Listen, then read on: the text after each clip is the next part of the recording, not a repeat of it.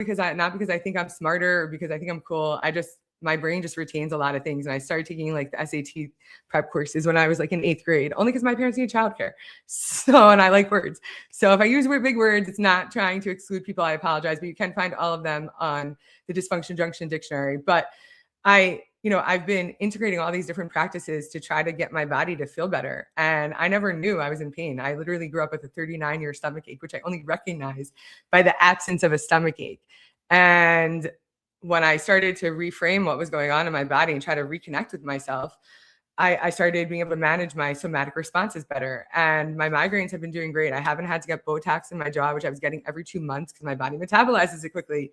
And it's expensive. And all of this stuff is out of network. And I haven't had any regular income since June of 23. And my ex-husband and I made this decision together, even though we were going to get divorced, which I've been trying to do for years. I was trying to get out safely. He told me for years, just take all the savings. And I was like, I don't want to leave you with nothing.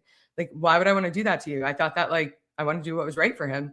And anyway, we'll talk about that another time. But when you think about money, right, and being worried about money, that's everybody's problem, right? Money is safety. It's not happiness, it's safety.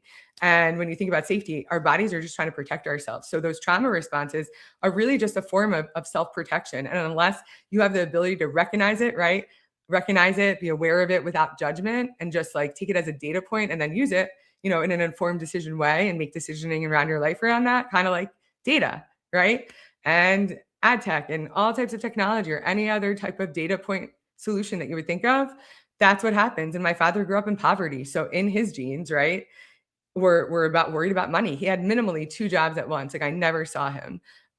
He, in fact, like at my 2nd birthday, he's been teaching me through music since I was a child. And I have a video to go along with this. So you'll have to check it out later. But it is on the whygoproject.com under Only Music Can Save Us, mental health education through music. And he asked me, Lauren,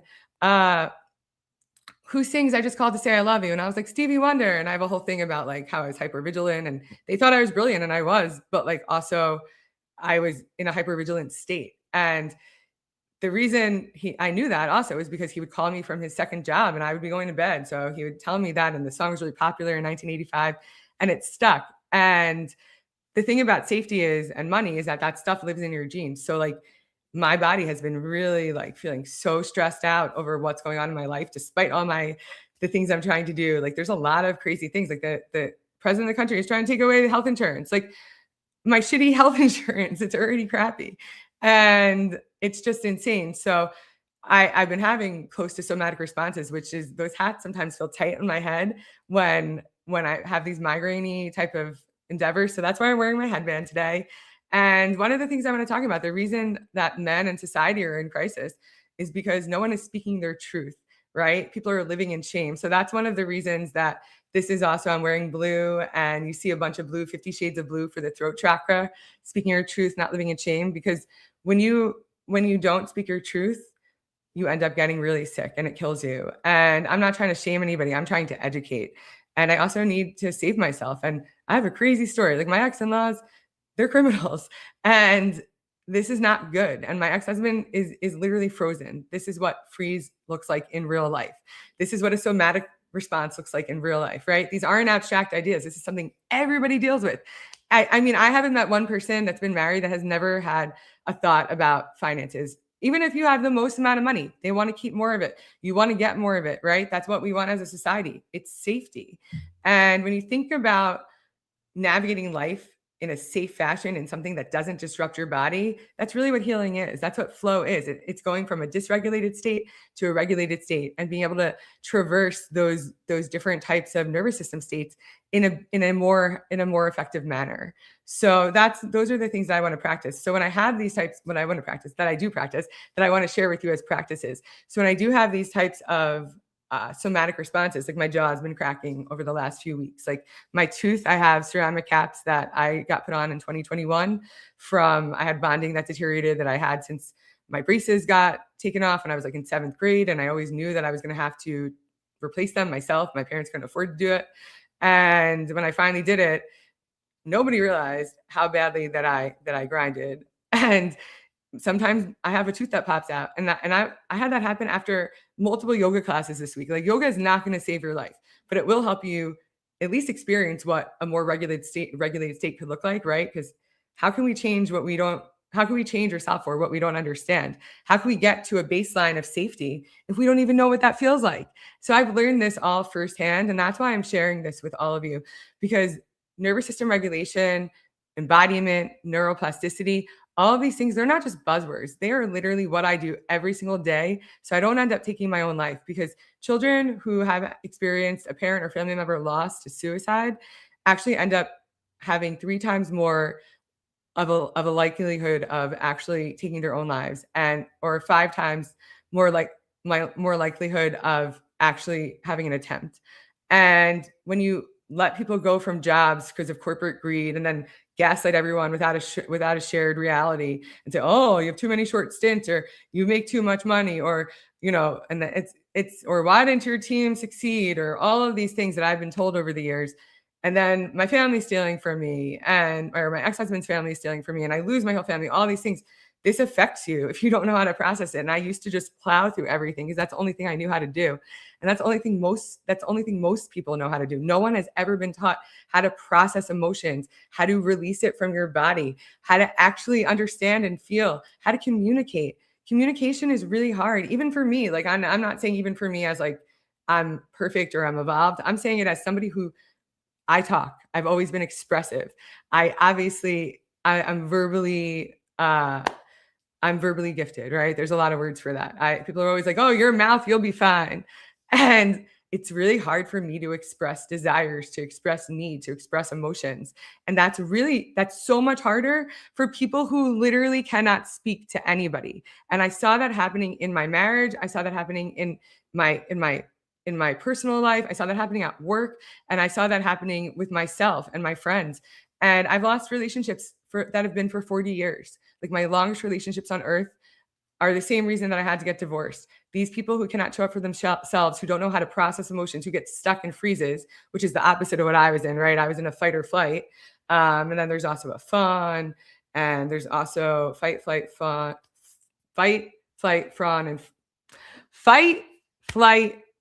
fawn, and freeze. Tongue twister today. Maybe I should drink some water. Don't forget to look at your mantra bottles. But honestly, this is what I use as one of the ways to help stave off migraines. I've been drinking electrolytes for many years. I drink a lot of water. I've been a wateraholic since I was a child. My dad gave me like a water test, and when I was in high school, to try to save money on Poland Springs, and it didn't work. I was able to taste the difference, but I use this to stay hydrated, because that also helps with keeping migraines away, or being able to keep your body at a homeostasis, a baseline. And these are all things that make us all feel better, and we can integrate it into our lives easily, right? So I'm going to take a sip of water. So cheers, salud.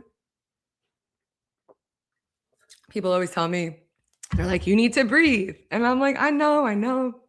But also I want to share these stories, and I really hope that people find value in this, because people cheers. Oh yeah, I love that. Thank you so much, Jesse. I hope that you're putting some electrolytes in. I have a few affiliate partners, and I was partnered with this affiliate that I believe is called Morning Routine. I don't know if I'm still partnered with them, because I was using this platform, the links didn't work, and it's not something I can continue to do anymore, but I still use it. I love it. It's only 3 ingredients. It's lemon, apple cider vinegar, and sodium. And that is literally like such a pure electrolyte. Like my parents were hippies. My mom made her own baby food.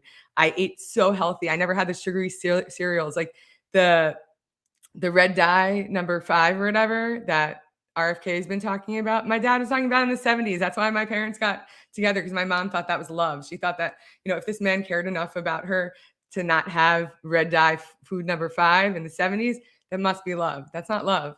That's caring. And you could care for someone deeply, but unless you love yourself, you cannot love anybody else. And like my ex-husband is still stuck every single day. Like he cares so deeply about me. Like that's unquestionable, but he doesn't love himself, so he can't love me.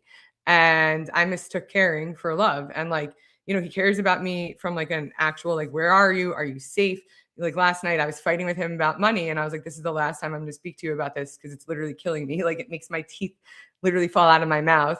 And I lit my whole body up in pain, but I didn't get a migraine. Like this was the week of Thanksgiving. So it was a lot of contributing factors. But he tells me, he's like, I love you. I wanted to take care of you. And I'm like, but you didn't do any of those things, and you can't affect change because your nervous system dictates your reality.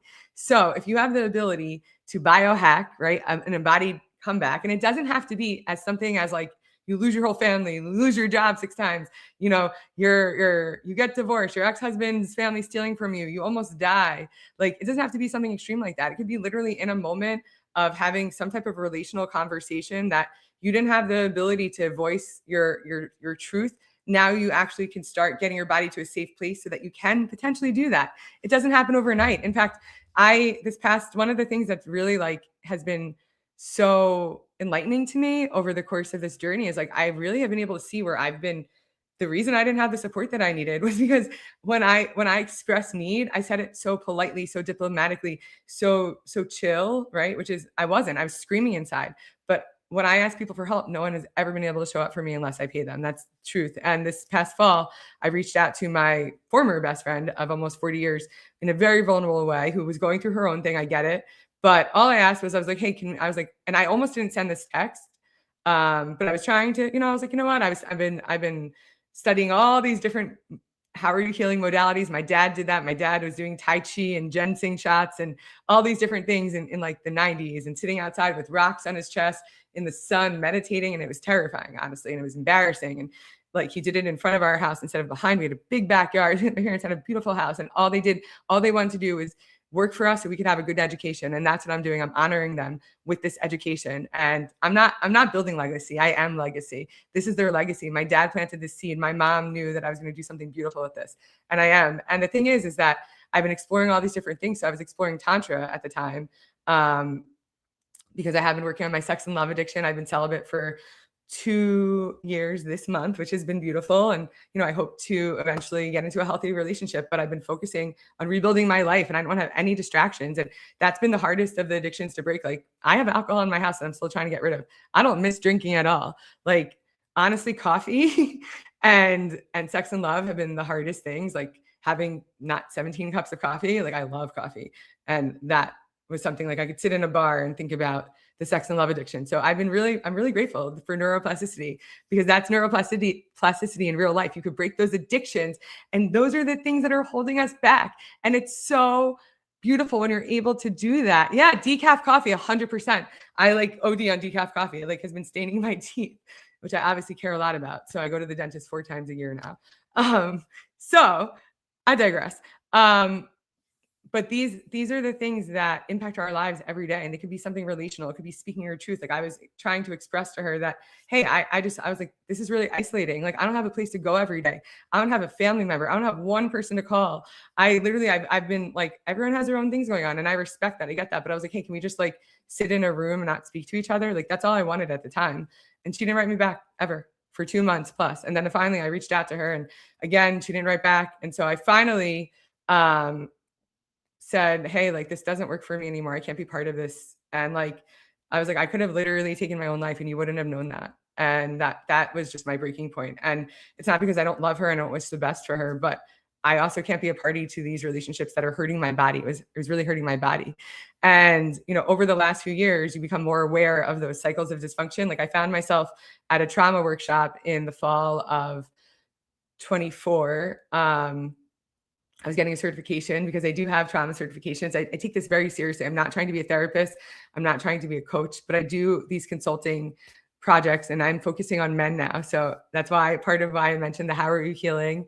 I call it the Man Whisperer Divorce Dudes, because I basically have been raising my dad my whole life, and I've been the consigliere to all of my male friends, and I've been helping these men navigate life and divorce. And I recognize the complexities of it, and I'm not judging.